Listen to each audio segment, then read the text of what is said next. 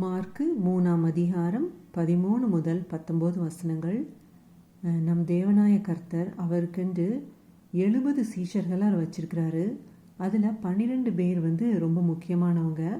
அந்த 12 பேரோட பேரை தான் இப்போ நம்ம பார்க்குறோம். இந்த 12 பேரில் 3 பேர் மிகவும் முக்கியமானவங்க. அந்த 3 பேர் யாருன்னா பேதுரு, யாக்கோபு, யோவான். இவங்க 3 பேரையும் ஆல்ரெடி ஆண்டவர் தேர்ந்தெடுத்துட்டாரு. இப்போ மற்ற ஆட்களையும் நம்ம பார்க்கலாம். அப்பொழுது அவர் 12 பேரை தெரிந்து கொண்டு அவர்கள் தம்மோடு கூட இருக்கவும் பிரசங்கம் பண்ணும்படியாக தாம் அவர்களை அனுப்பவும் வியாதிகளை குணமாக்கி பிசாசுகளை துரத்தும்படி அவர்கள் அதிகாரமுடையவர்களாய் இருக்கவும் அவர்களை ஏற்படுத்தினார்.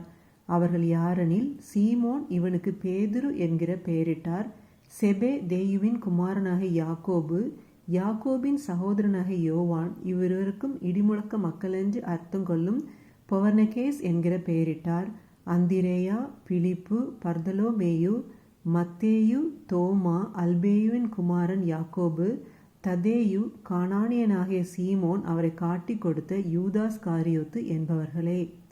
ஆமேன். ஹல்லேலூயா.